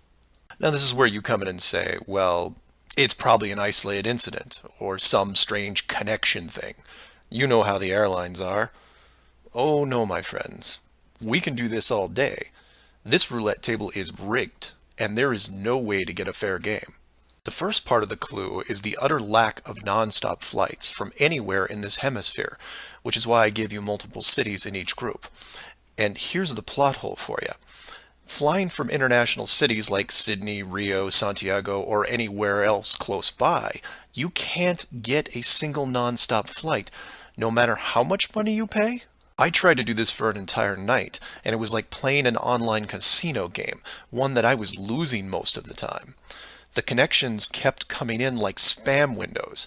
Start in Christchurch, go to Auckland. Start in Auckland, go to Sydney. Start in Sydney, go to Dubai or Los Angeles or somewhere else that makes no sense. Some of these connections took the trip over 50 hours to complete. Go ahead, try it yourself. You may find one nonstop. But even then, the strangeness doesn't end there, because the speed is wrong. For reference, I included an optimum cruising speed guide from a commercial pilots forum that lists all the international aircraft used in these routes. A 777, the current state-of-the-art flagship plane, designed for maximum fuel efficiency, has a cruising speed of 640 miles an hour. 7,400 miles comes in at around 12 hours. Try to find this route. It doesn't exist. It can't. The closest I came was a one-connection flight with a 3-hour layover. The total flight time was 20 hours. 20 take away 3 is 17. Not 12. And this might work if the plane was doing, say, 430 miles an hour. But it's not. In fact, the slowest cruising speed I found was an older Airbus just around 593. But this is all just numbers, right? It is until you pull up the flat Earth map and look at the farthest 2 points, which just coincidentally are anywhere in Australia and most of South America. Or my example of Lower Africa, which you can see isn't west at all. It's a shell game, and a very good one at that. Keep people guessing with multiple connections and layovers, jumping from city to city. People just sit in their seats, trying to sleep through it. And then it hits you. Well, the pilots would know, right? They fly all day, every day. Certainly, they would have figured it out by now. Some of them would get suspicious, sure. Any decent navigator will be able to work out the speed, fuel consumption, and odd connections. But imagine what they would have to get their head around. First, they would have to ignore the world GPS system that has been leading them to their destinations without error. If you want some interesting side reading, check out the link on the history of the GPS. And I quote, "Developed in 1973 to overcome the limitations of previous navigation systems, integrating ideas from several predecessors, including a number of classified engineering design studies from the 1960s. Oh, and by the way, was created by the Department of Defense, the same people that closed off Antarctica. GPS went fully live in 1995. So if you were a pilot before then, you might have been able to pick up a breadcrumb trail. After that, very difficult. Plus, let's say you did figure out that something was off. Who exactly would you tell? The FAA? You would be looking around and wondering why you were the only one to see it. And then what? You make the leap of faith and see that the entire map system is wrong? Never gonna happen. You might as well just tell them that an alien spacecraft followed your plane around for 2 hours. We know what happens then. Start playing Flight Time Casino for yourself. See what interesting things you can discover. And while you're at it, show it to any pilots that you know. But don't forget to leave the words flat earth out, because that's crazy, right? So do some of your own research and ask questions. Please feel free to email me at msargent23@comcast.net or 303-494-6631. Flat Earth Clues, Part 8, The Creative Force. This flat Earth perspective takes a look at the design from the ever-present why standpoint, and although it will review some of the dome technical features already discussed, I'll try to do it from a different angle, or more specifically, why I might build it. Someone mentioned to me recently that while the dome was a very big concept, it made the world much smaller, kind of like what Admiral Byrd expressed in an interview all those years ago. This someone also said that it made them sad, which I understood. And while I did what I could to comfort this person, I realized that I could have done more. So this video is for the people who look upon this world with their new eyes and start drifting into a state of melancholy. To preface, this isn't jail, nor are you lab rats. And before I'm done, I hope to show you a version of why. To start, let's look at an old story, one that you may have heard, involving another enclosed world, kind of like yours. I say kind of like yours because the finished design that you are sitting in right now took several revisions in just about every aspect, much like any project. You come up with ideas, you see what works and what doesn't, and you improve the process until you come up with something that, while not everyone agrees upon, satisfies the best of all criteria. One of the first dome layouts involved a race of people who were supremely driven by ambition. They didn't have a word for lazy or fear. They absorbed knowledge very quickly, incorporating physics, advanced electronics, engineering, and drove their technology with energy from the enclosed world itself. And when their technology had reached the point where the dome structure was discovered in its entirety, there was no reaction of wonder and awe. They just looked up and squinted at the sky. Eventually, those squints turned into glares. Oh, they had religion to be sure, and it was tied to their daily lives, but to them, this wasn't religion. It was a challenge. Almost like they weren't that impressed. Hard to fathom, right? Seeing that your world had borders, but instead of being afraid, shaking your fist at the sky with arrogance. But that's what they did. So much confidence and might that when they found out where they really were, a new priority was created. At first, they dedicated broadcast channels to calling the dome builders out, demanding answers, and ran them day and night. At the end of each cycle, the words kept repeating, "We know." But arrogance ebbs at patience, and their demands were met with silence, which was taken as blatant dismissal. This fueled their ambition even more. The people withdrew all their efforts from breaching the outer barrier and formed a new plan. If the creators were not going to submit, then they would build a bridge and meet them at the gates. So a building was designed. But to call it a building was to call the pyramids a sand castle. It was the greatest structure ever conceived, at least to them. It was to be over 30 miles wide and hundreds of miles high, enough to reach the dome ceiling itself, where they would meet the builders face to face. They abandoned nature completely and pushed aside ecologic systems to accomplish their goal. They cannibalized entire mountain ranges, which they used to admire and love, to acquire the raw material for the awesome structure.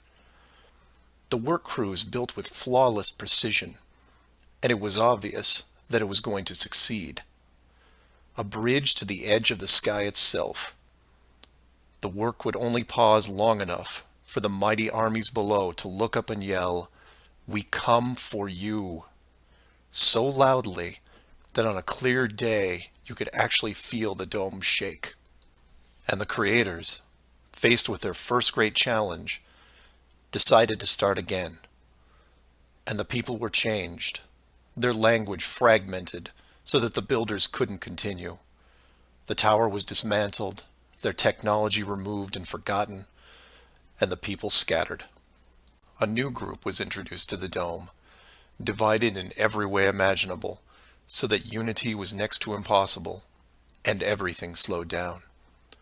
Languages evolved and devolved into other dialects, and the languages produced text, which produced different forms of culture, and some amazing things began to happen, the most important of which was the arts. The dome builders saw the artistic pool develop into several distinct forms. Everything drawn in any medium on a flat surface. Everything molded that took on a three-dimensional shape. Everything that produced music. All things that make up the human form and motion. And all the written works. Pictures, sculptures, music, dance, literature, the arts. Driven by passion, it is the very essence of what is good in humanity. Once this was recognized, all dome methods put in place were to cultivate and enhance this process. Land masses were adjusted with geology and temperature to support every kind of terrain, with mountains, rivers, oceans, plains, forests, jungles, deserts, all of it stunning, all of it stimulating the human mind, nourishing it. And the modifications continued, with seemingly endless shades of weather. The sky was overhauled, a moon added, and layers upon layers upon layers of stars, so that one day, when the people were able to see further than their own eyes, there would still be something new to see. And the arts flourished, but there was a cost.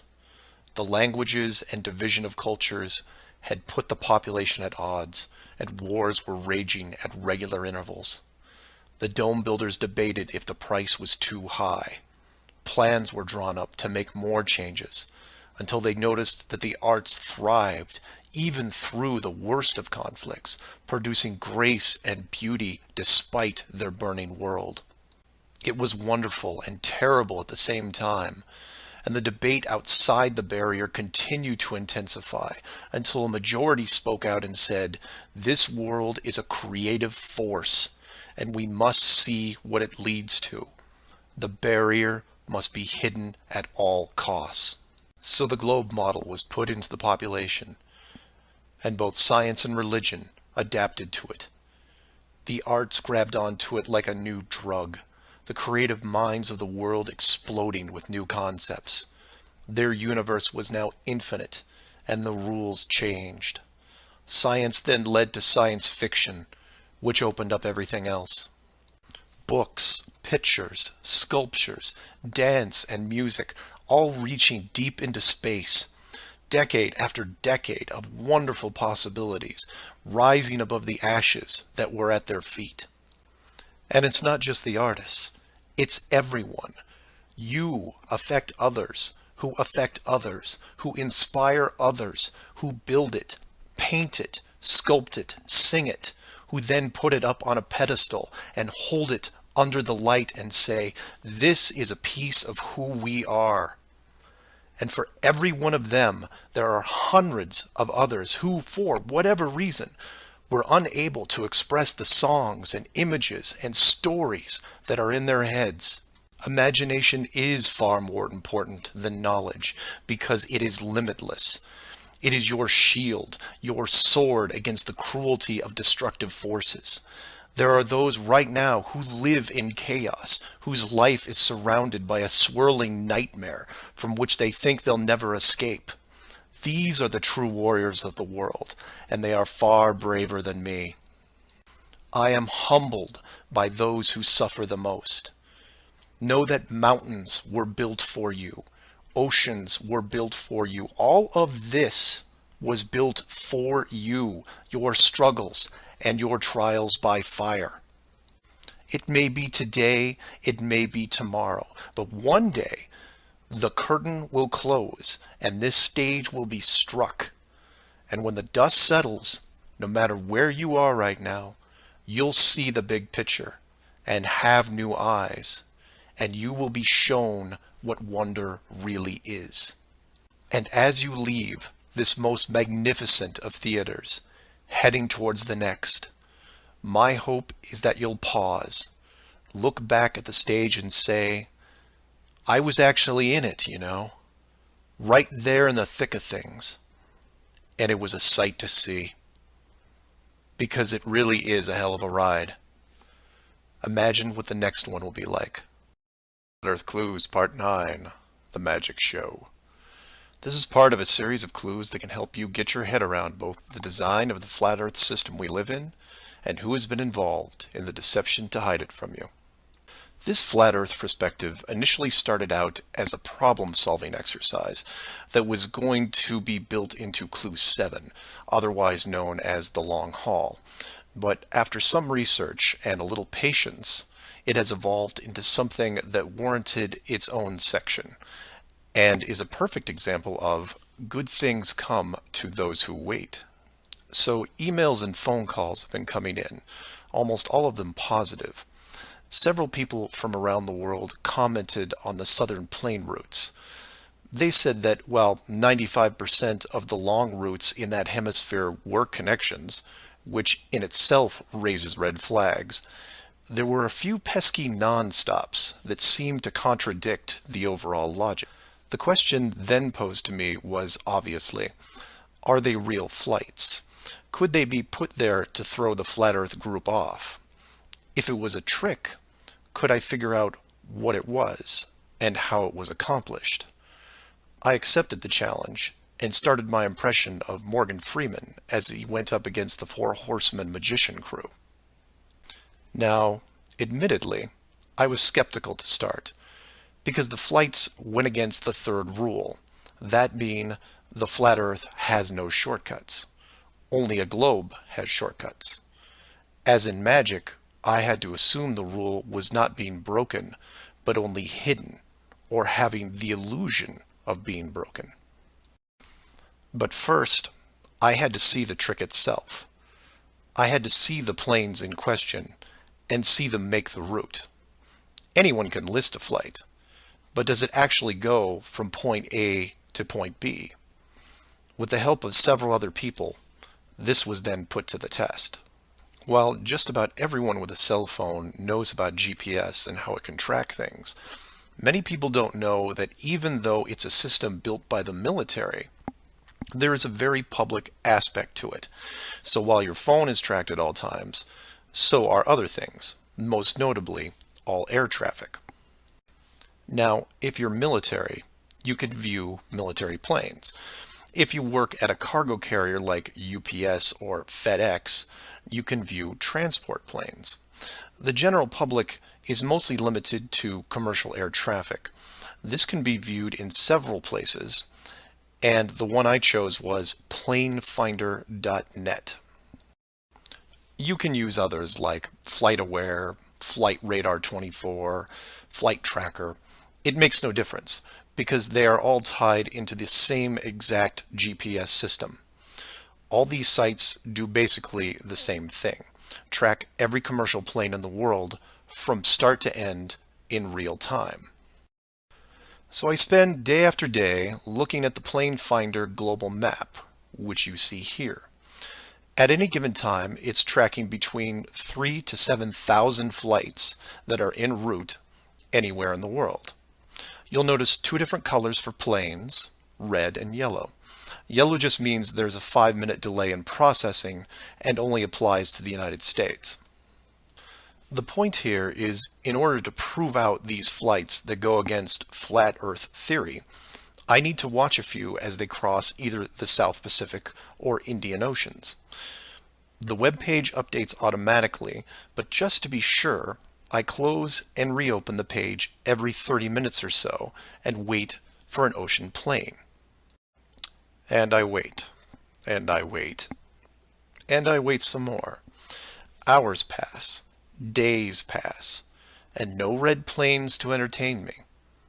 And somewhere in this process of me just staring at these empty oceans, waiting for a plane to cross, something occurs to me. Can you guess what it is? Nothing is crossing these oceans. Not non-stops, connections, multiple connections, nothing. But that's not possible, right? The planes have to reach their destinations. So I change gears and just watch the coastlines of anything in the southern hemisphere, and I start to see it.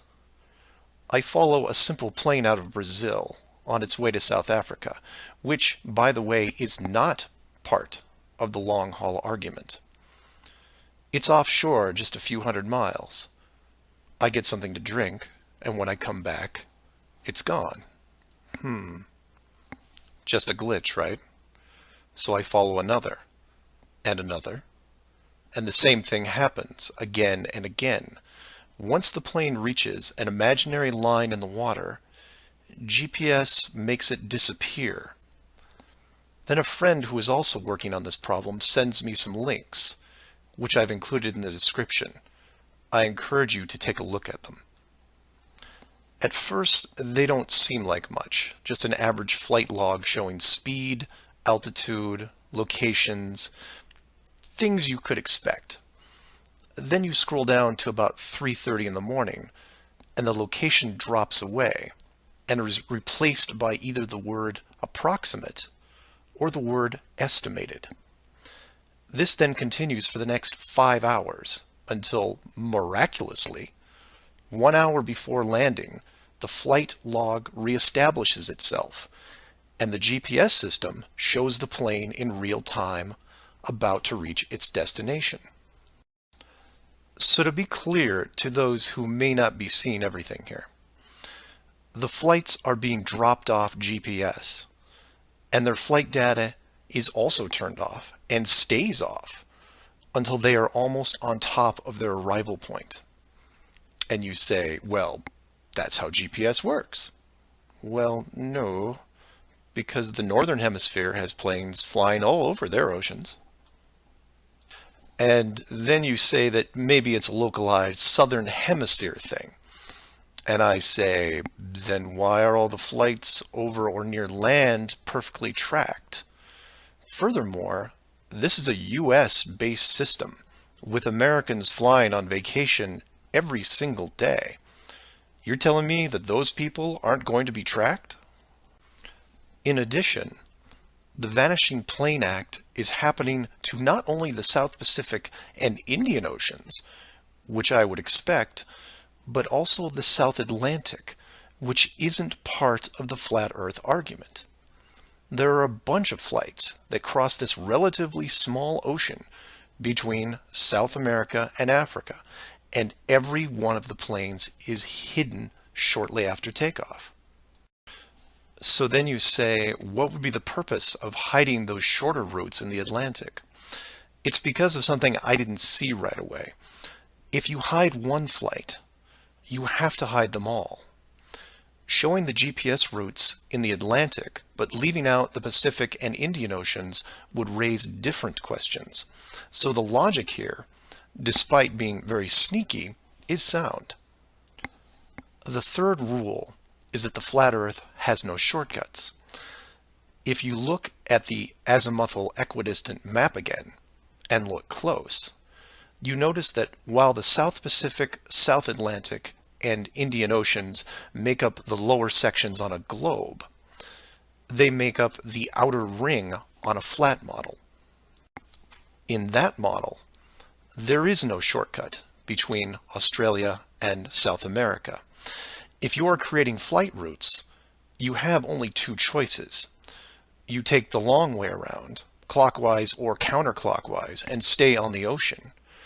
Or you cut across the land in the middle.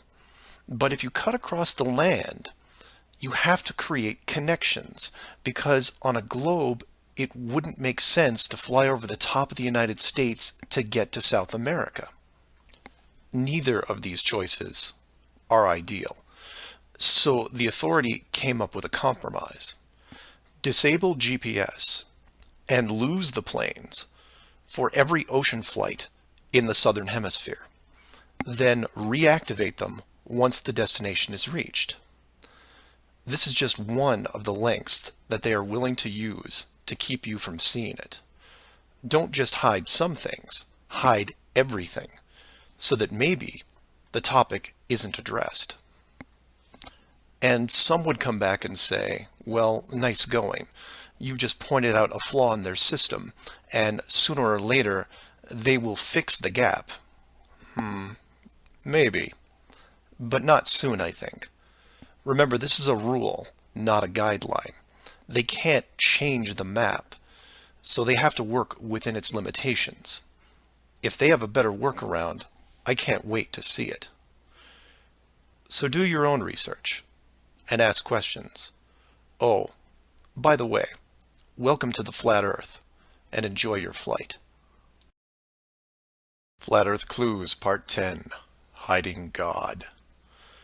This is part of a series of clues that can help you get your head around both the design of the flat Earth system we live in and who has been involved in the deception to hide it from you. As you can tell from the title, I'm taking a different approach. Eventually, I was going to have to address the question of what happens next, or what we do now with the information at hand. If you've made it through the guide and the first 9 clues, then at this point you're either buying into the flat model or on the fence. If this is the first one you went to because of the title, I recommend you go back, because we're not going to do much in the way of reviewing. But if you're still with me, then you would agree that 1, the world you've been taught has been kept from you, and 2, one way or another, you would like to prove this out. So how is this possible? The authority in question who created what you call the globe is guarding all the gates. They protect the sky, the outer edge, and most importantly, the education system that shows us at an early age what they want us to see. Nobody listening to this has their own spaceship or advanced rocket program. Nobody actually owns a long-distance icebreaker. And while some of you may have a private plane, I wouldn't recommend testing a military barrier that technically doesn't exist. But then again, you have to remember that this is not the story of David and Goliath. The hidden world was never going to be sustainable forever. As a civilization evolves, the tools the authority uses as a method of control become more vulnerable. I've learned many things about systems over the years, and one thing that I find most interesting is as layers of strength increase, the higher the chance that they can be used to your advantage. But maybe I'm talking in riddles. I should be boiling it down to what can be done by showing you what's being hidden, what's important, and how it can be spread to others without looking like a crazy person. To be clear, and I can't stress this enough, do not start conversations with the word flat earth. Think of it like Fight Club. The first rule of Flat Club is that you do not talk about Flat Club. Before you started waking up and watching all these things, you were like me. You laughed and mocked everything that was flat earth. You may have learned faster than others, but the knee-jerk reaction by 99% of the people was created the day they sat down in a classroom and stared at the globe. Look at the videos, not just mine, but others who are putting forward some great arguments, and ask the questions that people can relate to. I'm going to introduce 3 very important questions that you can use, each with a statement that precedes it, and each statement is a motivation for a different group of people. If you don't fall into one of these 3 groups, then I guarantee you know people that do. The first statement is this: you are being hidden. What do I mean by that? Well, this goes back to Clue 7 and Clue 9, which talk about the flights in the Southern Hemisphere. If you are flying a plane over the Southern Hemisphere, your flight is not being tracked. How can this be used to find out the truth? It's simple, it's quick, and it costs no money.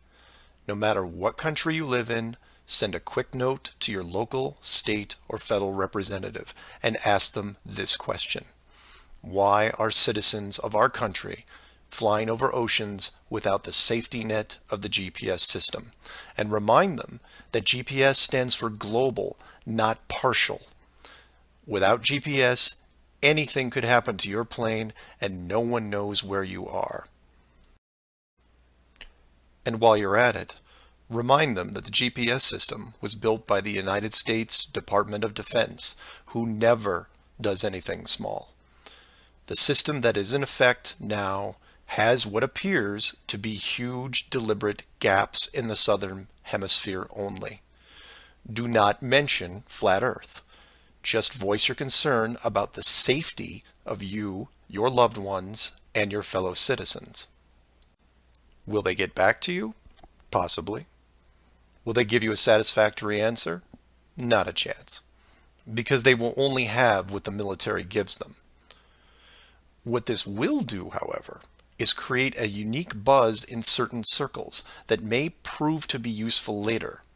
The more politicians or high-ranking officials you contact, the greater the noise. The motivation here, as you can tell, is general public concern. The second statement is this: wealth is being hidden. What do I mean by that? Goes back to Clue 2 and every other mention regarding Antarctica. In 1954, it was announced on national television that the continent was just millions of miles of rich energy resources. And by 1959, it was sealed off like Area 51. How can this be used to find out the truth? By contacting anyone you know in either the petroleum, natural gas, or mineral industry. This means ExxonMobil, British Petroleum, Royal Dutch Shell, Chevron, ConocoPhillips, BHP Billiton, Rio Tinto, Glencore, Anglo-American, and there are many others. Find anyone in these companies and make inquiries about their prospects in Antarctica. Send them the link to the Admiral Byrd interview and ask them why, if there are no environmental conflicts regarding oil, gas, or mining, why aren't they allowed to even petition the idea, even when the world's energy resources are dwindling more every day?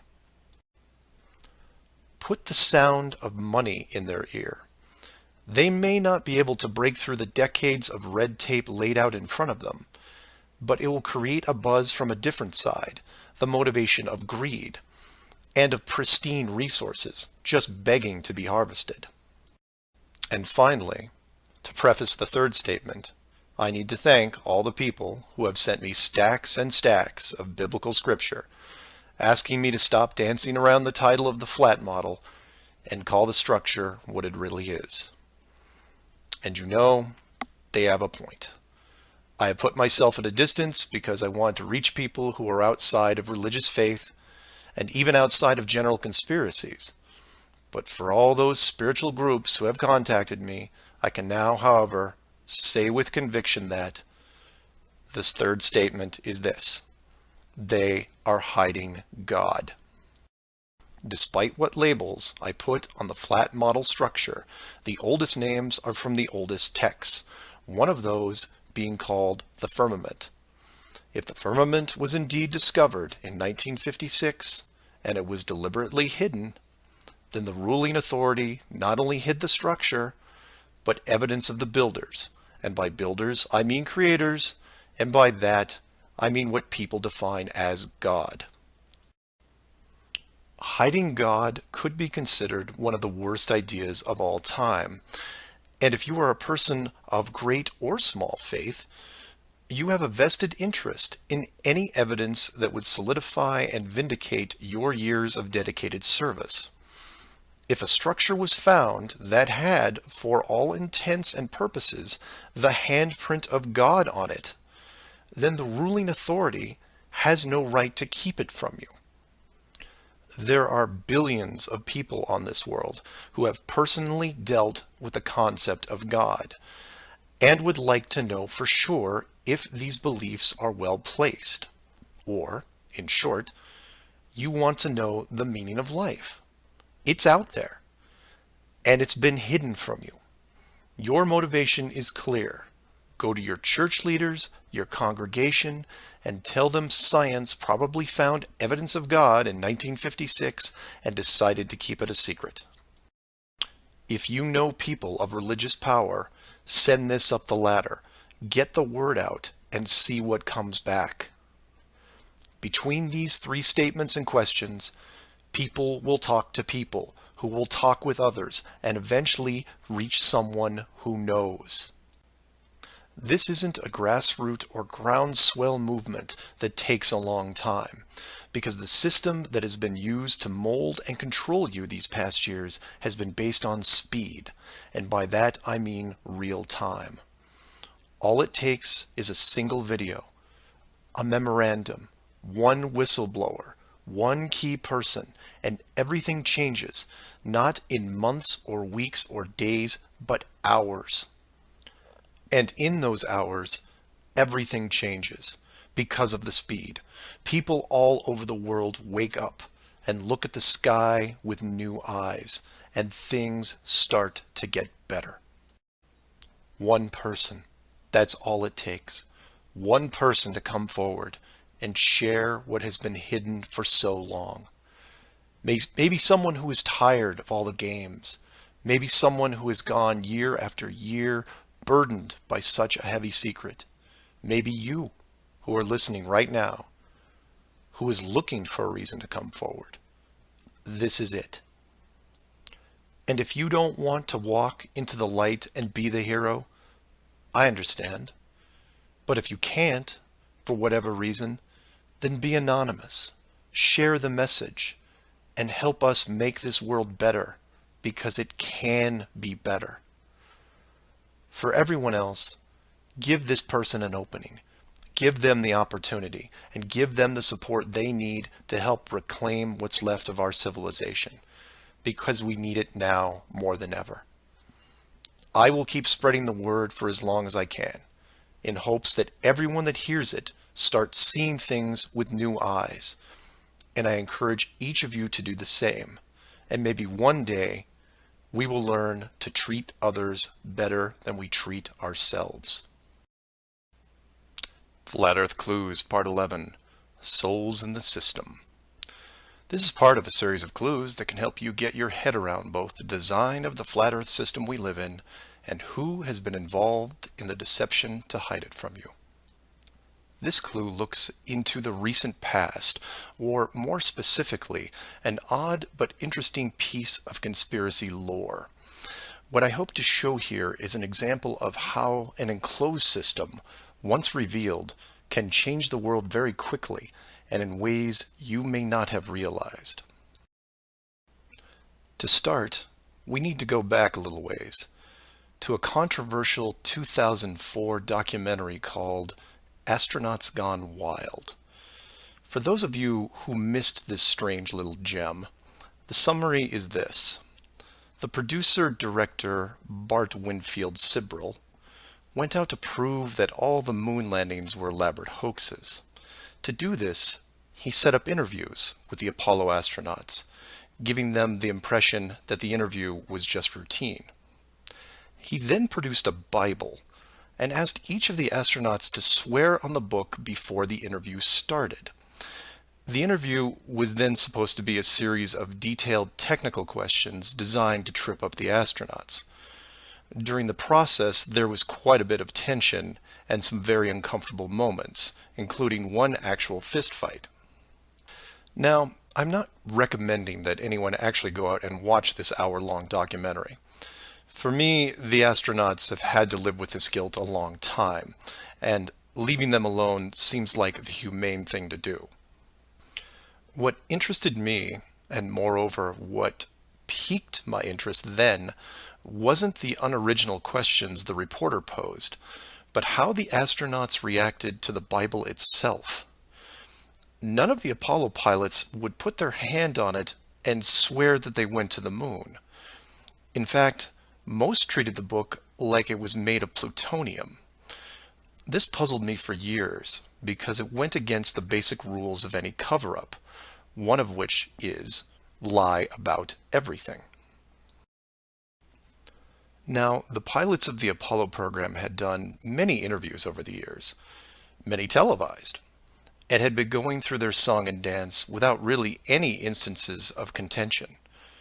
So why not just go through the motions again? It is, after all, just a book, right? People lie under oath all the time. It's called perjury, and every country has an extensive system of laws and punishments to deal with it. These punishments don't seem to stop the people from committing perjury, and you can read about it almost every day. Furthermore, the astronauts were not in court. This was just a room, sometimes their own home. So swearing on the book would, for all intents and purposes, be meaningless. And this sat in the back of my head for years, because it didn't make sense. Why would astronauts, trained by a very large military science program, be afraid of just putting their hand on the book and just tell one more lie? Well, for them, it may have been more than just a book. It may have been a symbol of something much bigger. You see, for you, me, and almost everyone else, a holy book is a symbol of faith, because the creator or creators have yet to be revealed.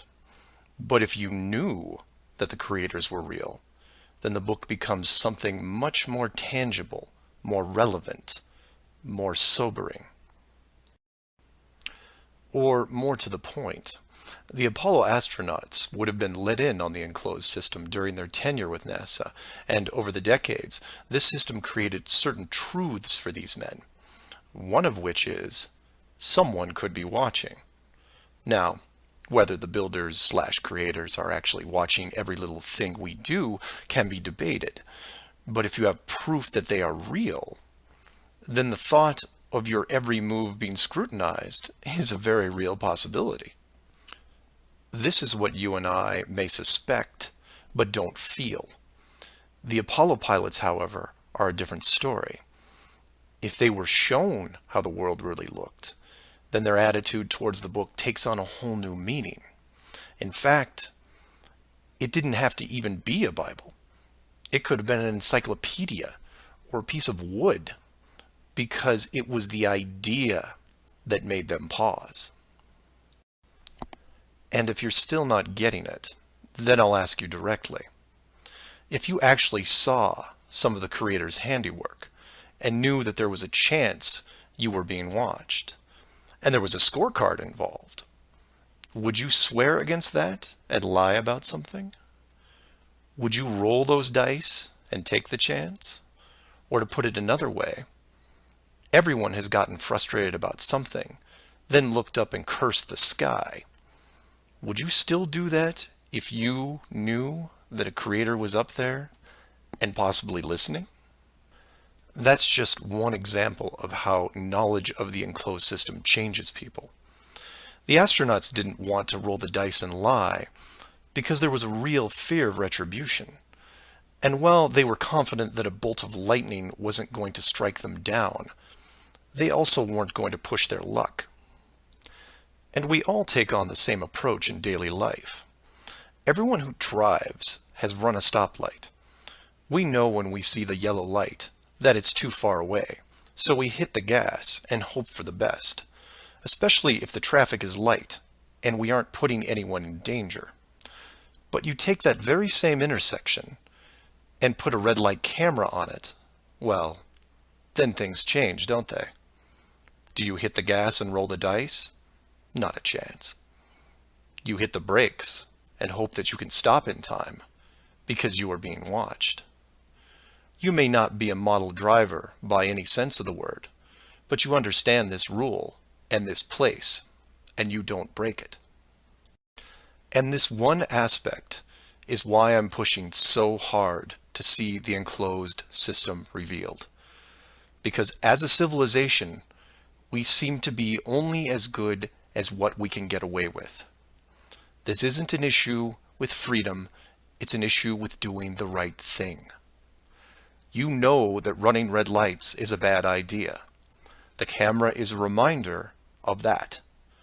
Imagine all the things that would change for the better if the enclosed system was revealed. Would you lie to hurt someone? Would you rob a bank, commit fraud, or embezzle? Would you steal anything unless your life depended on it?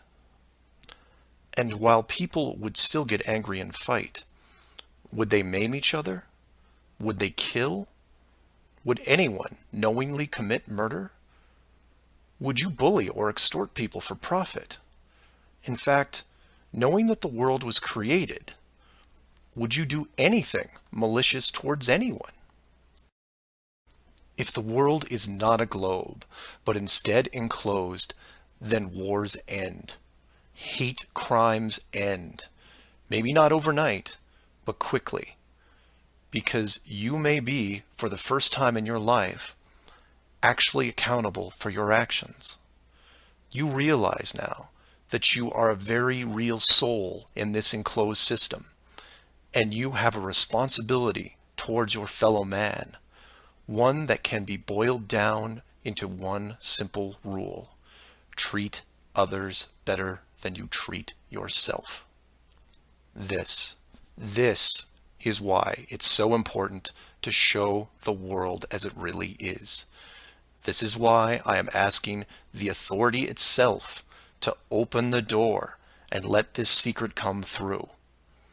You've kept this hidden for too long, and the people who live here with you have been through enough. This isn't about money or power anymore. It's about our very souls, the essence of who we are. Wealth and titles don't define your heart. Hiding the entire world may have seemed like a good idea at the time, but we have gone way beyond that. Have you actually seen our home recently? This needs to be fixed, and it needs to be now. The people won't forget the deception, but they will forgive you for it, because a truth like this will make them more noble, something we should have been since the beginning. So do your own research, and always, always ask questions, because that's the only way you will find all forms of the truth. Feel free to email me at msargent23@comcast.net or 303-494-6631.